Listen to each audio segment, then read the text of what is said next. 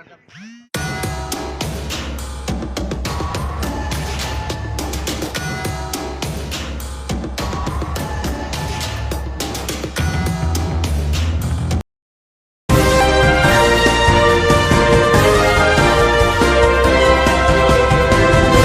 आदाब। मैं खुशबू अख्तर। असम के मुसलमानों पर जिस तरीके से भारतीय जनता पार्टी ने अपने बुलडोजर का वो तंत्र दिखाया है, जिसे एक बार फिर से दिखाकर ये बताने की कोशिश की है कि मुसलमानों को लिमिट में रहने की जरूरत है, नहीं तो यही हश्र होगा अगर मुसलमान ने मुंह खोला तो।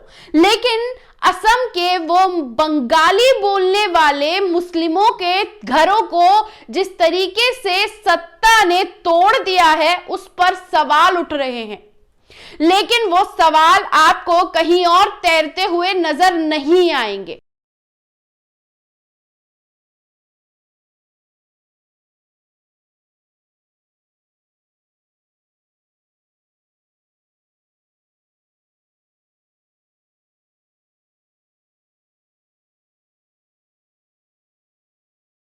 नजर इसलिए नहीं आएंगे क्योंकि बात और मजलूम कोई और नहीं, खुद मुसलमान है। लेकिन जो असम में बुलडोजर चलाया गया है, वहां पर जो 500 हिंदू परिवार थे, उनके घरों पर बुलडोजर नहीं चलाया गया है। जबकि प्रशासन का पूरी तौर पर कहना है कि यह अवैध जमीन पर कब्जा किया गया है और इस कब्जे के चलते इन परिवारों के घर को तोड़ा गया है।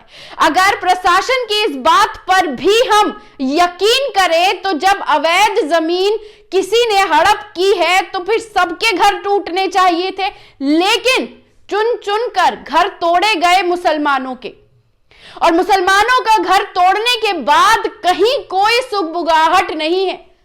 सोशल मीडिया पर खुशी जरूर जाहिर की जा रही है कि हमने मुल्ले टाइट करके रखे हैं, लेकिन यह बात गौर करने वाली है कि यहां पर कोई इस नाइंसाफी की आवाज उठाए या ना उठाए, लेकिन अरब में एक बार फिर से मुसलमानों पर हो रहे हमलों का डंका बजा है।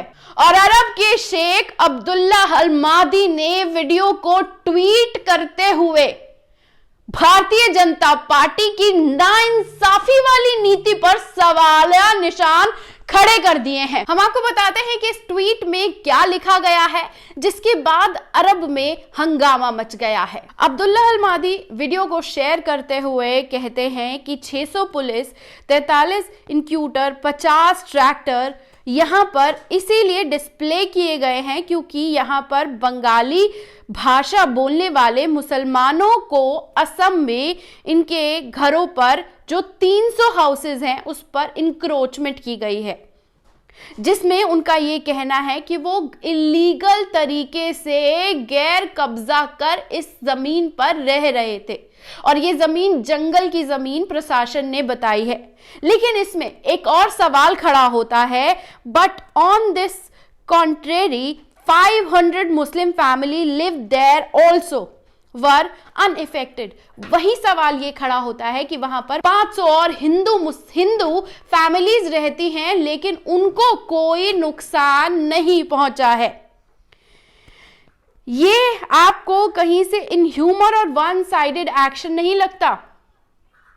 ये सवाल अपने आप में बहुत बड़ा है कि 500 हिंदू परिवारों के घर पर एक खरोच तक नहीं आई, लेकिन 300 मुस्लिम परिवारों के घर को नेस्ते नाबूद कर दिया गया। क्या ये सत्ता का सबसे भयानक चेहरा आपको नजर नहीं आता कि जिस तरीके से यहां पर कुछ और ना करते हुए मुसलमानों को टाइट रखने वाली उस नीति को दिखाकर सत्ता की हेमंत बिस्वा वाली सरकार ने जिस तरह से यह कार्रवाई की है, इस पर अपने आप में सवाल खड़े होते हैं।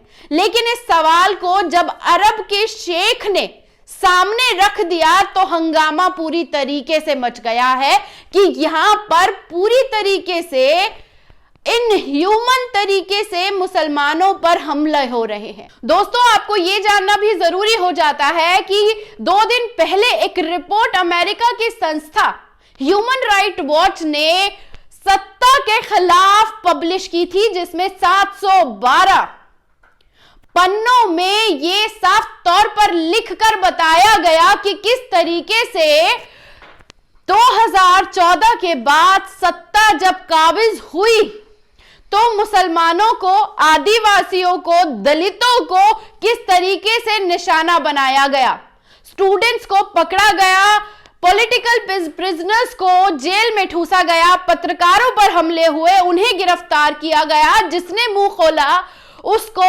सलाखों के पीछे डाल दिया गया। और उसके साथ साथ जिस तरीके से ईडी और सीबीआई का इस्तेमाल कर सत्ता तानाशाह का वो चेहरा दिखा रही है, इस संस्था ने अपनी रिपोर्ट में सत्ता का वो चेहरा भी बेनकाब किया है। लेकिन इस बेनकाब होती सत्ता के चेहरे पर कोई फर्क नहीं पड़ रहा है। और ये फर्क इसलिए नहीं पड़ रहा है कि लगातार मुसलमानों के सर से छत छीनकर वो सुकून की नींद सो पा रहे हैं और उन्हें लगता है कि इस तरीके से कर करके वो हमेशा सत्ता में काबिज रहेंगे। लेकिन ये तो आगे आने वाला वक्त बताएगा। मुसलमानों पर हो रहे हमले की आवाज अब जब पूरी दुनिया में भारतीय जनता पार्टी के खिलाफ उठ रही है तो आगे आने वाला वक्त बताएगा कि सत्ता इस तानाशाही रवैये से देश में बनी रहती है या नहीं, क्योंकि इन्हें इतिहास बदलना है, इन्हें संविधान बदलना है, देश को लोकतंत्र नहीं बल्कि हिंदू राष्ट्र बनाना है। और इस हिंदू राष्ट्र की बदलने की उस सनक में वो जिस तरीके से पूरी तरीके से आंख बंद कर अपनी नियत और नीति को दिखाते हुए नजर आ रहे हैं, इसकी पल पल की खबर हम आपको देते रहेंगे। कैसी लगी ये रिपोर्ट कमेंट बॉक्स में आकर अपनी राय देना ना भूलिएगा। शुक्रिया।